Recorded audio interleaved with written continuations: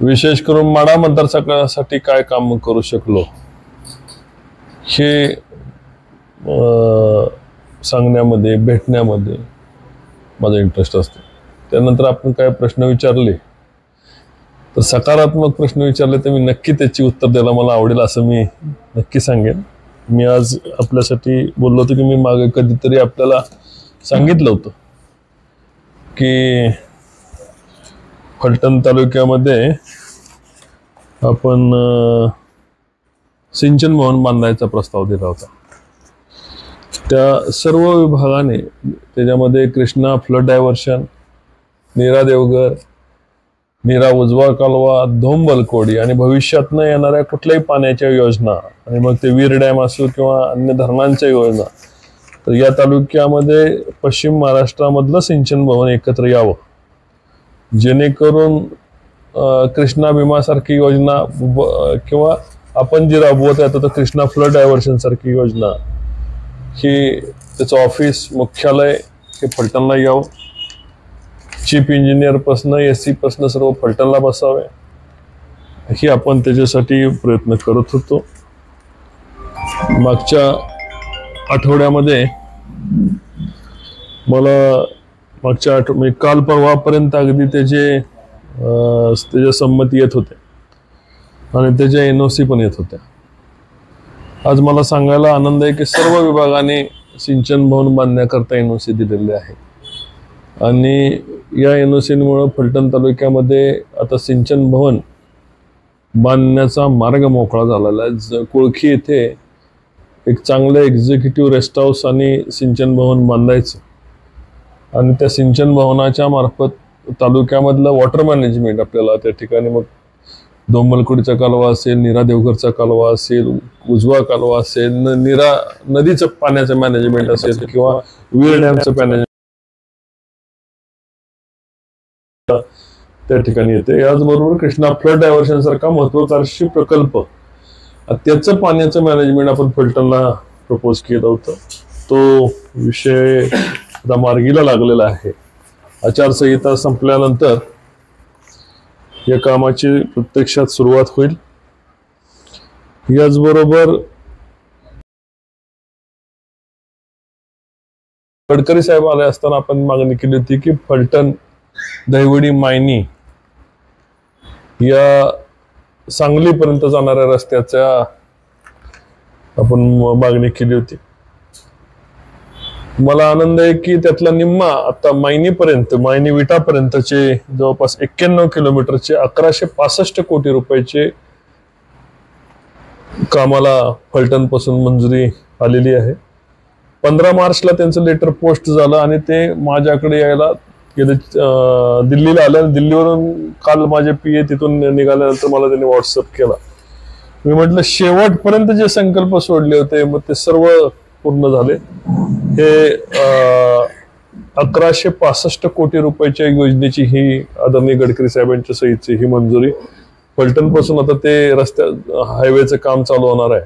हा कॉन्क्रीट रस्ता आहे, 10 मीटरचा हा रस्ता आहे, म्हणजे जवळपास 33 फूट रुंदीचा रस्ता आता फलटण झिरपवाडी आपला दुधेवाडी मोगराळेचा घाट दुरुस्ती करून दहिवडी मान वरून आपल्याला तो सांगली जिल्ह्याला जोडणार आहे। या रस्त्याला मंजुरी मिळाली। याचबरोबर नेहमी मी करमाळाला जात असताना आणि त्याचे टेंडर्स पण झाले, म्हणजे मंजुरी पण मिळाली बरं का, आणि त्याच्या दिवशी त्याचे नुसते मंजुरी नाही तर त्याचे टेंडर्स पण झाले। मंजुरी मिळणं आणि मंजुरी बरोबर त्याच्या कामाच्या निविदा प्रसिद्ध होणं, निविदाही प्रसिद्ध झाली। निविदाच्या कॉपी सगळ्या पत्रकार बंधूंना मी त्याच्या निविदाच्या कॉपी देत आहे। याचबरोबर 59 किलोमीटरचं काम हे जातेगाव टिंबुर्णी रस्ता याची अंतिम मंजुरी राहिली होती। याची अंतिम मंजुरी ह्या 1234 कोटी रुपयाची मंजुरी ही प्राप्त झाली आणि त्याचीही टेंडर आता प्रकाशित झालेले।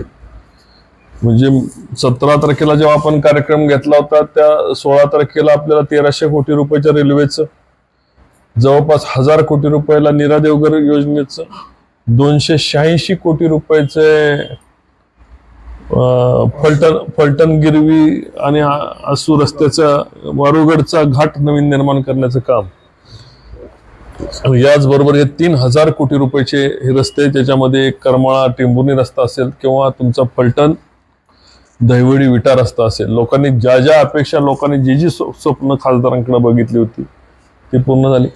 फलटण शहरामध्ये 75 कोटी रुपये रस्त्याला मिळाले. 196 कोटी रुपयाचा रस्ता एवढा पेंडिंग राहिलेला की तो फलटण तालुक्यापासून रिंग रोड पेंडिंग राहिलेला आहे.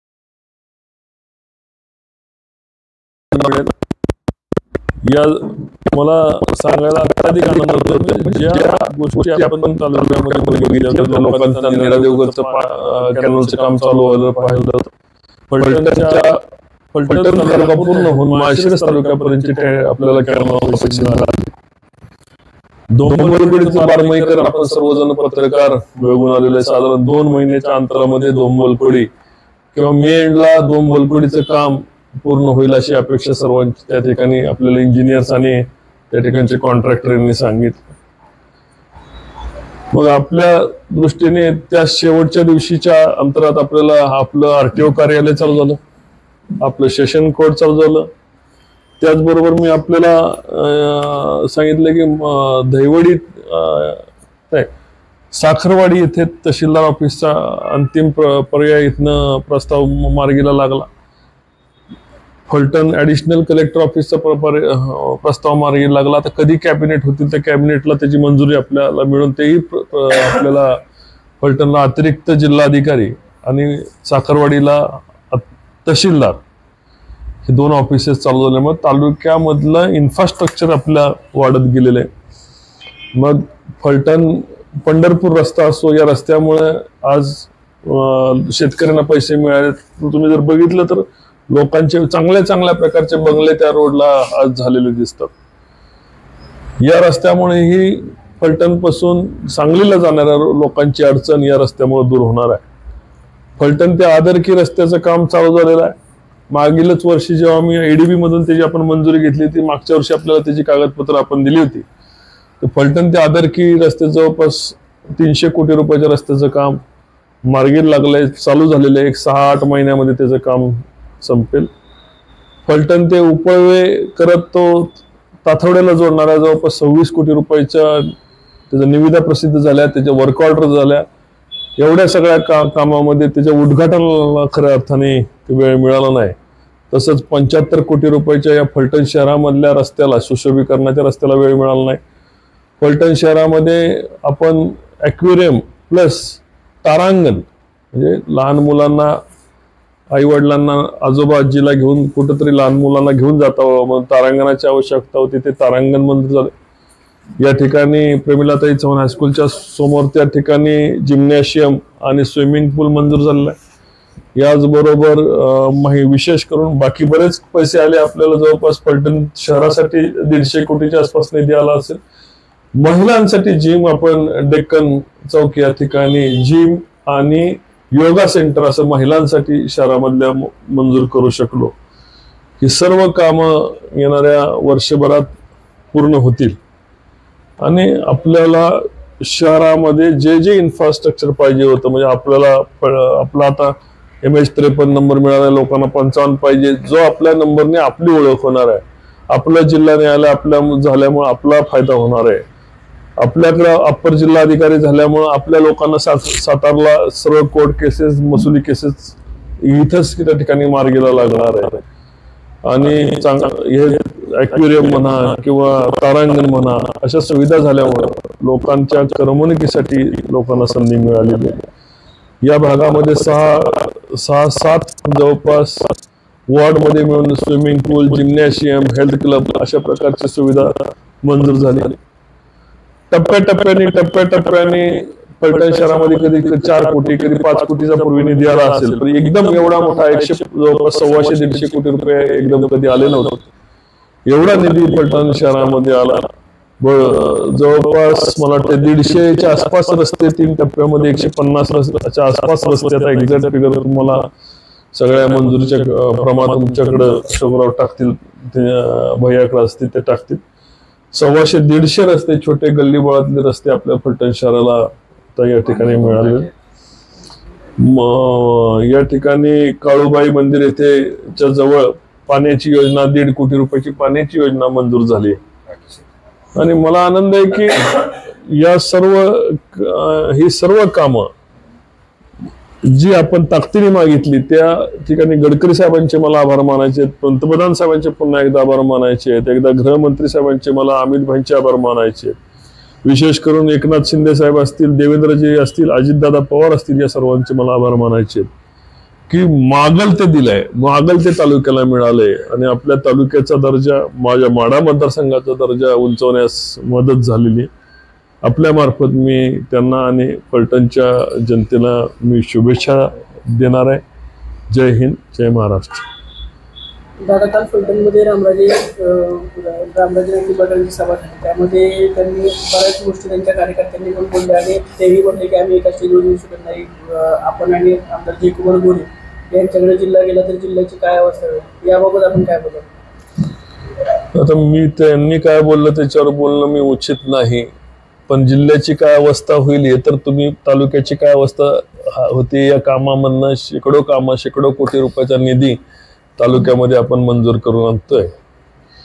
तेव्हा लोकांना दोंबलकुडी बारमाही झाली, तुमचा नीरा देवकरच्या योजना, सेशन कोर्ट, RTO ऑफिस, पुढं मागं जाऊन पासपोर्ट ऑफिस येईल, नवीन MIDC येईल, रस्ते वेगवेगळ्या प्रकारचे मंजूर झालेले आहेत. यातून फलटणची चांगली अवस्था होईल असं मला वाटतंय.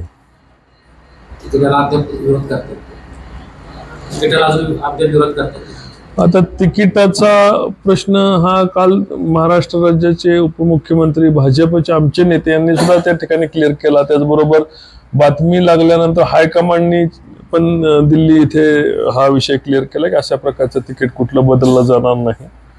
देशामध्ये पार्टीने माझा बहुमान केलेला आहे. देशामध्ये जे चांगल्या प्रकारचं काम करतात त्या खासदारांमध्ये माझा 10 नंबरच्या आत नंबर लागतो असं सर्व केंद्रीय नेत्यांचं म्हणणं आलं.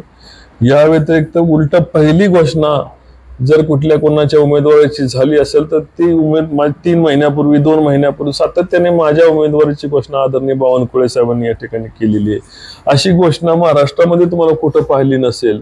पुण्यामध्ये झाली, फलटणमध्ये झाली, पंढरपूरमध्ये झाली, सोलापूरमध्ये झाली, माळशिरसमध्ये झाली. सातत्याने त्यांनी सांगितलं गेलं की रणजितसिंह नाईक निंबाळकर हेच उमेदवार असतील. फलटणमध्ये सांगितलं की खासदार निंबाळकरांच्यासाठी एकदा टाळ्या वाजवा, पुन्हा येणाऱ्या त्यांच्या लोकसभेसाठी एकदा टाळ्या वाजवा. तर एवढे मोठे संकेत दिल्यानंतर पुन्हा त्या उमेदवाराचं तिकीट बदललं जातं का? तर असं कुठलंही तिकीट बदललं जात नाही. त्यांच्या कार्यकर्त्यांचं मत काही असू शकतं आणि त्याच्यावर त्यांचे समजून घालायचे, लावायचा ही जबाबदारी त्यांच्या नेत्यांची, राज्यातल्या त्यांच्या नेत्यांची आहे आणि तिथे पाळतील असं मला वाटतंय. महाविकास आघाडीच्या वतीने महाविकास आपल्या विरोधात निवडणूक लढवतील अशा बातम्या आहेत. महाविकास आघाडीनं नुकतंच काहीतरी घोषणा केलेलं आहे, याबाबत आपण काय सांगा? आपल्या विरोधात जानकर साहेब जानकर साहेब माझ्या विरोधात आले तर त्यांचं मी निश्चितपणे स्वागतच करतोय.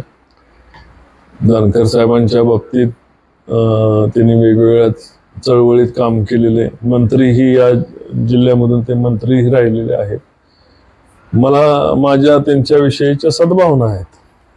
मोहिते पाटील आपल्यावर त्यांची नाराजी कधी दूर होईल? त्यांची नाराजी लवकर दूर होईल. राष्ट्रवादी काँग्रेस, भारतीय जनता पार्टी आणि शिवसेना यांची महायुती, ह्या महायुतीच्या वतीनं तुमची उमेदवारी जाहीर केली.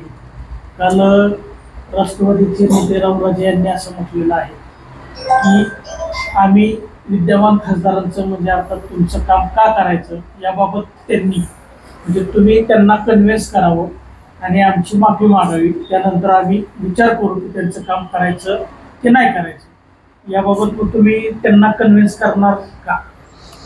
माझ्यापेक्षा जास्त तालुक्यातल्या शहरातल्या लोक त्यांना कन्व्हिन्स करतील की खासदारांचं काम काय करायचं.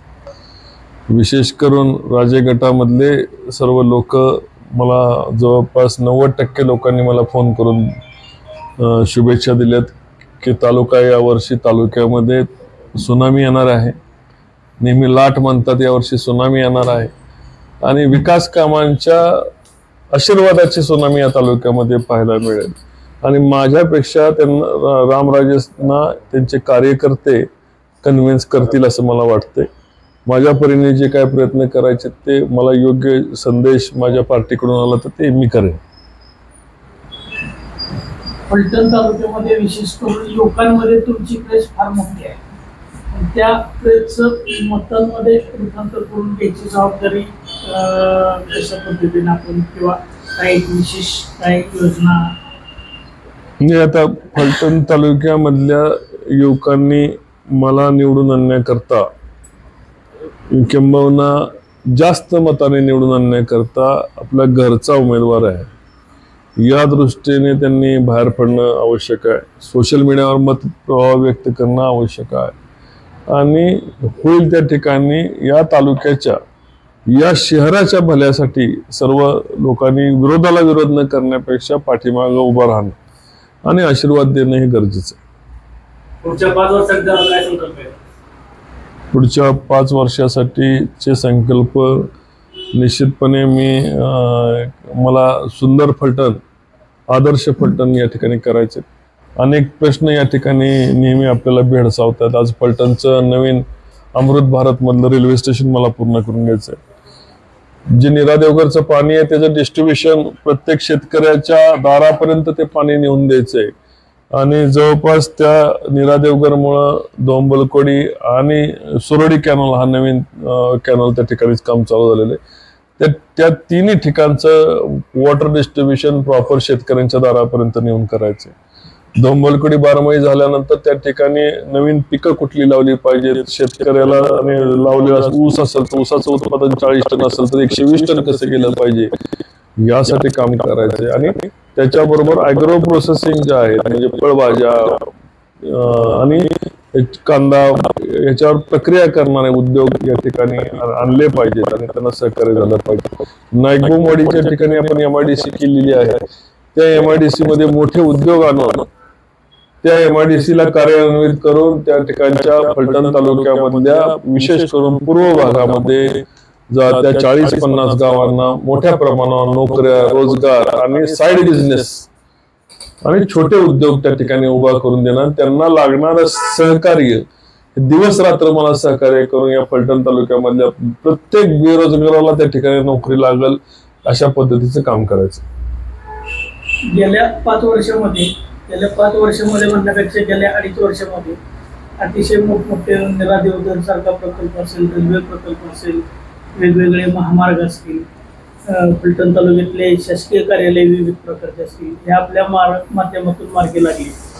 एक मोठा विकासात्मक काम झाल्यामुळं एक लोकांच्याही आपल्याकडून अजून अपेक्षा वाढलेल्या आहेत. याबरोबर पुढच्या 5 वर्षामध्ये अजून वेगळे काही प्रोजेक्ट डोक्यामध्ये आहे का की जी संकल्पना तुमची आहे ते प्रत्यक्षात उतरवणार असेल? मी या फलटण तालुक्याचं जिरायती पत्ताचं जिथं शेती होऊ शकत नाही तिथं औद्योगिकरण करणं गरजेचं आहे, तिथं उद्योग आणणं गरजेचं आहे. जिथं शेती होते त्या ठिकाणी शेती करणं गरजेचं आहे. या ठिकाणी विमानतळ आपलं फलटणचं आहे. विमानतळ फार त्याची रेंज फार छोटी आहे, तर मी विमानतळ कधीच चालू केलं असतं, पण विमानं तिथं उतरण्याची धावपट्टी खूप छोटी आहे. त्या ठिकाणी छोटी विमानं उतरू शकतात. मोठं विमानतळ उतरवण्याच्या दृष्टीने पश्चिम महाराष्ट्रामधला चांगला विमानतळासाठी जागा शोधणे आणि विमानतळाचं ॲक्विजिशन करून या ठिकाणी भविष्याच्या दृष्टीने विमानतळ करणे. या ठिकाणावरून जाणाऱ्या 50,000 कोटी रुपयाचा जो रस्ता फलटण तालुक्यातून जाणार आहे त्या ठिकाणी खटावमध्ये त्याच्या आपण धावपट्टी सुचवलेली आहे आणि ती मंजुरी झालेली आहे. खटावमध्ये जवळपास 1200 कोटी रुपये त्या धावपट्टी हँगरसाठी NHI यासाठी मंजूर केलेले. पण फलटणमध्ये विमानतळ करणं आणि विमानतळाचं ॲक्विजिशन करणं, त्या ठिकाणी शेतकऱ्याला तिथे लाभ मिळवणं, त्या दृष्टीने जागा शोधणं आणि ते विमानतळ झालं तर भविष्यात हे फलटण हे औद्योगिक फलटण म्हणून पुढे येणार आहे. ज्या ठिकाणी 3-3 कॅनॉल, 1 नदी अशा ठिकाण बागायती पट्ट्या 1 इंचही जिरायती जमीन शिल्लक राहणार नाही आणि 1 इंचही खडकाळ जमिनीवरती तर उद्योग आल्याशिवाय राहणार नाही. असा एक औद्योगिक आणि बागायती तालुका म्हणून पुढे येत असताना तालुक्यातल्या लोकांना आपण रेल्वे उपलब्ध करून दिली, त्या पद्धतीने जागा मिळाली तर त्या ठिकाणी विमानतळ सुद्धा उपलब्ध करून देणं आणि इथून विमानं उड्डाण झाली पाहिजेत, हे स्वप्न उराशी आपण बाळगून आहे. धुमाळवाडी गाव दादा फळांचं गाव म्हणून आपल्या राज्यभरात हे जात आहे, त्या धर्तीवरती तालुक्यातील इतर गावांसाठी काय प्रोजेक्ट राबवणार धुमाळवाडीच्या साठी मला सांगायचं, तुम्ही जरा जाऊन बघा धुमाळवाडीचे सर्व रस्ते. धुमाळवाडीमध्ये जवळपास मला वाटते पाटील सचिन कांबळे पाटील नाही त्या ठिकाणी 4 ते 5 रस्ते आपण त्या ठिकाणी केले आणि धुमाळवाडीला पर्यटनासाठी त्याच्यासाठी प्रोजेक्ट बनवून राज्य सरकारकडून धुमाळवाडी फळांचं गाव म्हणून विकसित करायचं ठरवलं. या धर्तीवर आपल्याला धुमाळवाडीच्या धर्तीवर जो मुरमाड बेल्ट आहे त्या ठिकाणी फळभाजी प्रकल्प आणि त्या आसपास कुठे वाईन द्राक्ष किंवा चांगल्या प्रकारचे सांगोल्या माझा मतदारसंघात येतात. अतिशय कष्टकरी शेतकरी सांगोल्याची माझी आणि सांगोल्यामधल्या शेतकऱ्याकडनं आपल्याला शिकवून प्रत्येक शेतकऱ्याचं उत्पन्न लाखाच्या पुढे आहे आणि असे लखोपती सांगोला, दुष्काळी सांगोला, त्याचा आता दुष्काळ नष्ट करण्याचं काम आपण केलंय. सांगोल्याच्या धर्तीवर जाऊन आपल्या तालुक्यामध्ये सुद्धा मग मोठं ऍपल बोर असेल, केळी असतील, मोठ्या प्रमाणावर डाळिंब असेल, हे आपल्या तालुक्यामध्ये आपण मुरमाड पट्ट्यामध्ये करू शकतो. शेतकऱ्याला प्रोत्साहन देऊन या तालुक्याचं भाग्य बदलू शकतो याची खात्री माझ्याकडे तो शक्ती पण परमेश्वर कृपेने आपल्याला मिळालेली आहे.